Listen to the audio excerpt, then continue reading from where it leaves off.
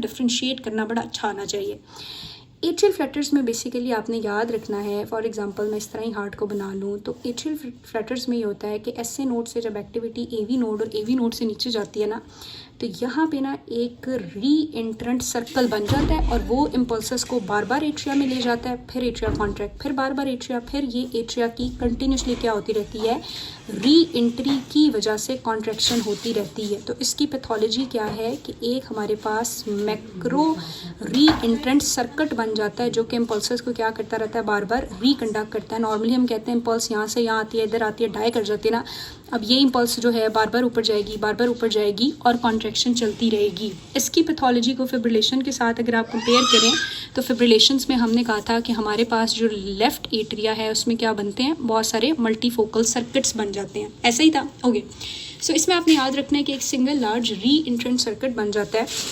Number 2, अगर हम atria की फायरिंग रेट देखेंगे तो वो तकरीबन हमारे पास वही तकरीबन जो है वो 300 बीट्स पर मिनट होता है, ठीक है।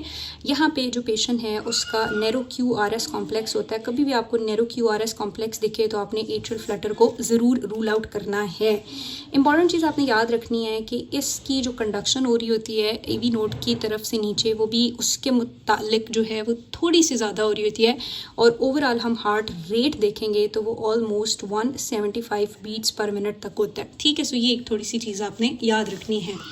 नाउ क्लिनिकल फीचर्स की अगर बात करेंगे तो एज सच डिफरेंस नहीं होता, लेकिन एक इंपॉर्टेंट चीज़ आपने याद रखनी है, दोनों का सिनेरियो सेम हो सकता है, एक डिफरेंस होता है। वहाँ पे वो बताएंगे कि जी एक क्रॉनिक अल्कोहलिक पेशेंट है और लंच करा था वो या ड्रिंक करा था, सडनली इसको डिजीनेस हुई है, पैल्पिटेशन हुई है, सिनकपी, वो बेहोश हो गया।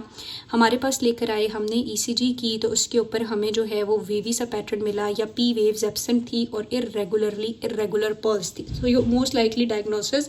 सो उसने जब ये दो चीज़ें बता दी है, ये भी बता देगा कि BP बहुत कम था, तो आपकी जो डायग्नोसिस है, ये जो अल्कोहलिक होते हैं ये रिस्क फैक्टर है बहुत ज़्यादा एट्रियल फिब्रिलेशन के लिए। यही सारा सेम सिनेरियो मैं यहाँ पे बता दूँ कि एक क्रॉनिक ऑब्स्ट्रक्टिव पल्मोनरी डिजीज़ का पेशेंट था और सडनली जो है वो उसको पैल्पिटेशन हुई, डिजीनेस हुई, लाइट हेडेडनेस हुई और उसके बाद सिनकपी, वो बेहोश हो गया। हम इसको डॉक्टर के पास लेके गए या वो हमारे पास लेकर आए तो हमने देखा कि उसका जो सिस्टोलिक ब्लड प्रेशर था वो कम था, उसकी जो पल्स थी वो काफ़ी ज़्यादा फास्ट थी। ECG पे मैंने देखा तो सॉ टूथ पैटर्न था। तो this is diagnosis is atrial Flutter. तो यहाँ पे COPD के साथ एसोसिएशन होती है और यहाँ अल्कोहलिज्म के साथ, और ECG के ऊपर ये मेजरली जो है वो दोनों डिफ्रेंशिएट होती हैं। सो पेशेंट जो है वो इनिशियली एसिम्प्टोमेटिक हो सकता है, लेकिन बाद में मोस्टली आपने याद रखना है वही पैल्पिटेशन, डिजीनेस होती है, लाइट हेडेडनेस होती है और उसके अलावा अगर हम देखेंगे तो सिनकपी के एपिसोड यानी वो बेहोश भी हो सकता है। इंपॉर्टेंट थिंग कि आपने डायग्नोसिस कैसे बनानी होती है। इसकी डायग्नोसिस में जब हम कैरोटिड मसाज करते हैं तो कैरोटिड मसाज से यही है कि वेगल टोन इंक्रीज़ होती है, और वेगल टोन इंक्रीज़ होती है तो उससे आपके जो AV ब्लॉक करने वाली कंडक्शन है वो मज़ीद इन्हांस होती है, तो फ्लटर वेव पैटर्न अपीयर होता है, सॉ टूथ वेव पैटर्न। इसी तरह अगर इस पेशेंट को मैं IV एडिनोसिन दूंगी तो एडिनोसिन देने से भी मुझे फ्लटर वेव पैटर्न मिलेगा। और थर्ड, अगर मैं इसकी ECG कर लूँ तो इस ECG के ऊपर मुझे क्या क्या मिलेगा। ECG पे सबसे इंपॉर्टेंट बात, रिदम जो है वो बिल्कुल रेगुलर होती है। वहाँ हमने कहा इरेगुलर रिदम है, यहाँ रेगुलर रिदम है। दूसरा बेटे आपने याद रखना है, हम कहते हैं इसको सॉ टूथ वेव पैटर्न। क्या कहते हैं? Saw tooth wave pattern. और ये जो सॉ टूथ वेव पैटर्न है ये इस तरह से होता है, ये इस तरह से होता है, फिर ये इस तरह से, ठीक है।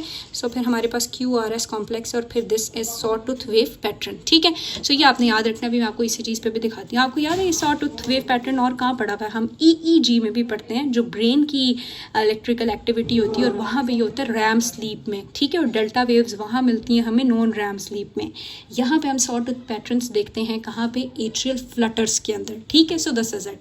अगर मैं इसके ट्रीटमेंट की बात करूँ तो सेम एज वही सारे का सारा ट्रीटमेंट है। कार्डियोवर्जन करनी है, अनस्टेबल है, अगर स्टेबल है तो फिर हम जो है वो देखते हैं कि उसकी रेट कैसे कंट्रोल करना है, बीटा ब्लॉकर, कैल्शियम ब्लॉकर दे के, और इसकी जो रिदम है वो हमने कैसे कंट्रोल करनी होती है। रिदम के लिए हमने कहा कि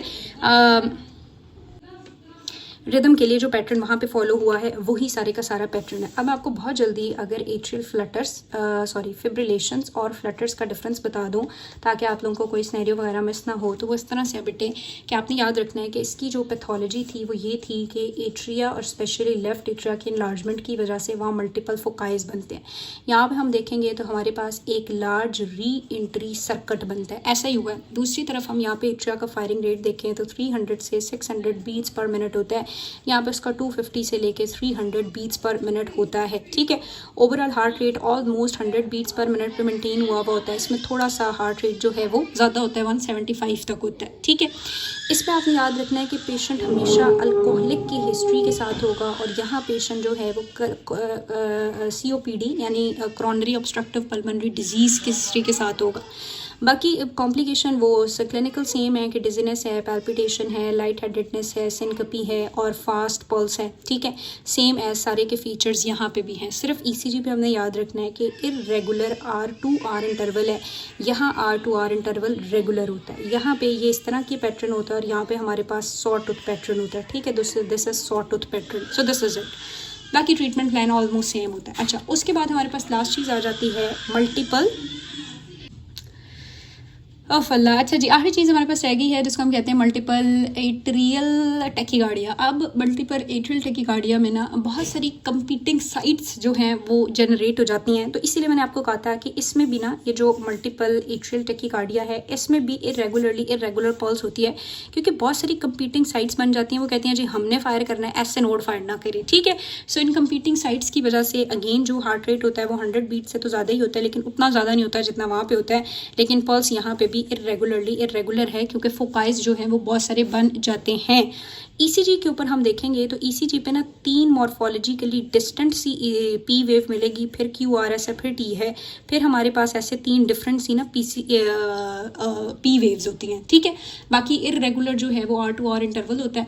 एंड मोस्ट कॉमनली अगर हम कॉजेज़ की बात करेंगे तो पल्मोनरी कॉजेज़ जो हैं वही मल्टीपल एट्रियल टैकीकार्डिया का रीज़न बनती हैं।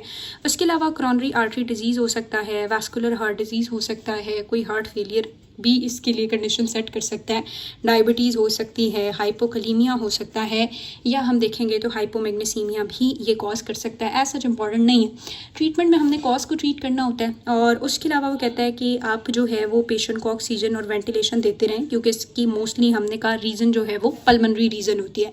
साथ में हम लोग जो है वो ड्रग्स में वही प्रोटोकॉल जो है वो B, C और D यानी बीटा ब्लॉकर, कैल्शियम ब्लॉकर और डिजॉक्सन दे रहे होंगे।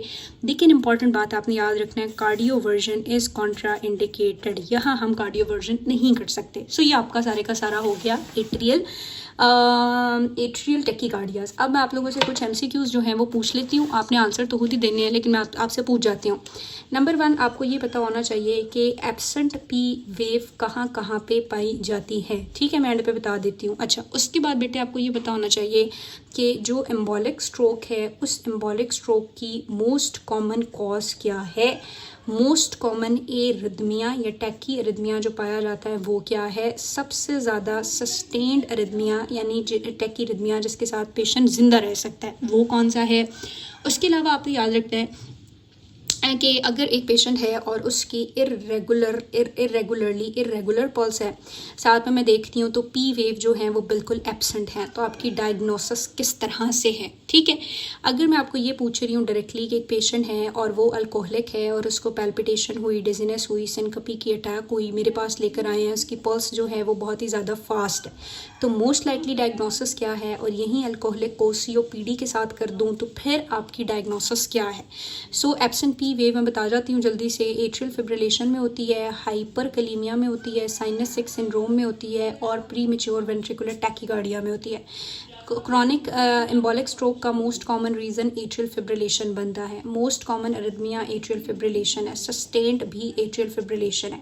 इरेगुलर पल्स एट्रियल फिब्रिलेशन में भी मिलती है और टी फोकल एट्रियल टैकीकार्डिया में भी मिलती है। ये एट्रियल फिब्रिलेशन का रीज़न है और ये एट्रियल फ्लटर है। और इसी तरह अगर मैं कहूँ कि सॉ टूथ पैटर्न आपको कहाँ पे मिलता है, तो सॉ टूथ पैटर्न भी एट्रियल फ्लटर्स में ही मिलता है। सो ये कुछ जो है वो MCQs आपको पता होने चाहिए। और अगर मैं ये कहूँ कि एक पेशेंट था और हीमोडायनामिकली अनस्टेबल है, तो most likely treatment is DC cardioversion. So इस तरह की चीज़ें, ज़्यादा सिनेरियो तो पीछे होगा ही, लेकिन ये 1 लाइनर क्वेश्चन भी आपको आने चाहिए। सो ये हो गए बेटे सारे आपके एट्रियल टैकीकार्डियाज। अब वेंट्रिकुलर टैकीकार्डियाज के बाद फिर हम इंपॉर्टेंट चीज़ें यानी एक्यूट करोनरी डिजीज़ और एक्यूट करोनरी सिंड्रोम स्टार्ट करेंगे।